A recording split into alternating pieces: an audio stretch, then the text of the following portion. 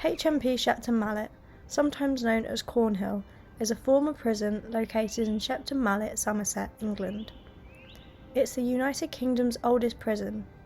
The Category C prison has an official capacity of 165, but in June 2010 was holding 188 prisoners, with arriving prisoners having to share cells for up to a year.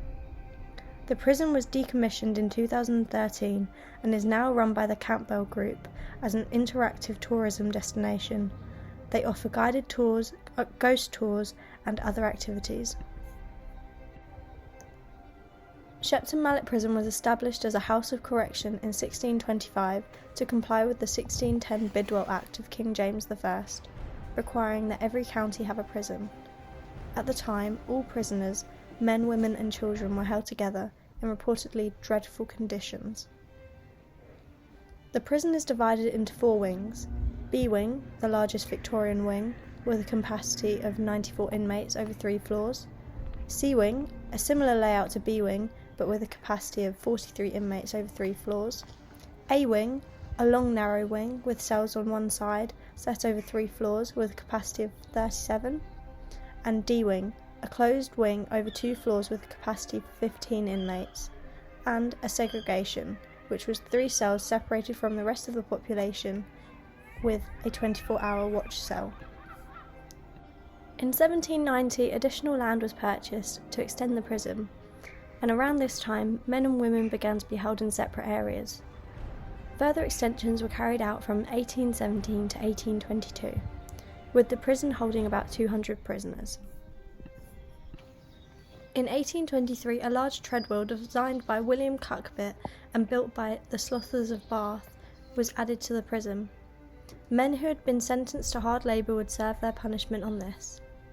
40 men would tread the wheel for many hours at a time, a punishment which was recorded as causing hernias in some convicts. The wheel was used to power a grain mill situated outside the prison wall. The wheel remained in use until 1890. Other prisoners were engaged in breaking stones, which were used for road building, oakum picking, and other tasks.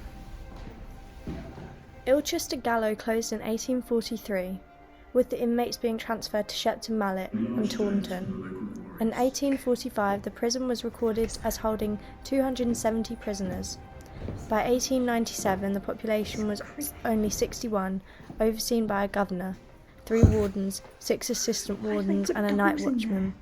Other staff included a chaplain, an assistant chaplain, a surgeon, a matron, and a schoolmaster.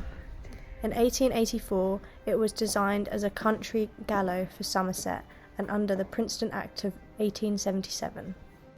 In 1930, the prisoner commissions recommended to the government that Shepton Mallet should be closed because it was being underused, having an average population in the previous years of only 51 inmates.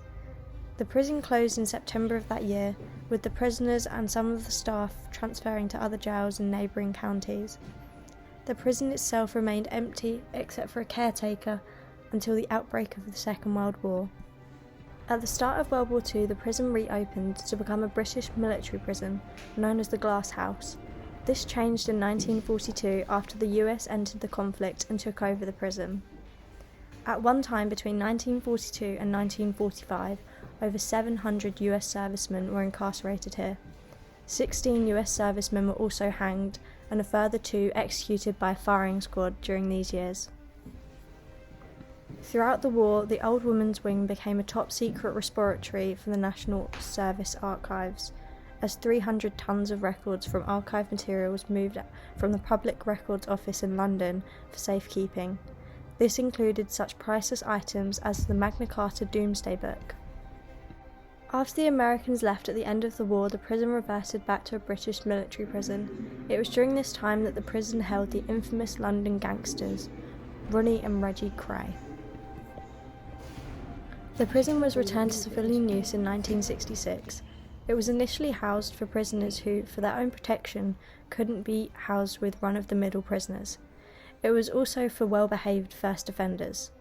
The gallows in the execution block were removed in 1967, and the room became the prison library. A new kitchen, boiler and chapel and education block were added. In 1973, Shepton Mallet became a training prison for men serving sentences for less than 4 years. The aim was to provide the inmates with education and skills necessary for them to become productive members of society after their release. There were now about 260 prisoners who worked in the range of workshops, including plastic moulding, tailoring, and scrap metal recovery. Some also worked outside the prison, for example in the local park or churchyard, on local farms, or at the local Bayard cider mill. In 2001, the role of the prison changed once more, as it was re-rolled to become a Category C male life as prison. The inmates held at this time had been found guilty for some of the most serious offences, including murder, but would most likely have already spent a considerable amount of time inside before arriving at Shepton Mallet Prison, and therefore were a lower security risk. The prison was finally decommissioned on the 28th of March 2013 in a ceremony held on the exercise yard, attended by officers and staff past and present, and many others. After closure, the prison was put up for sale by the Ministry of Justice.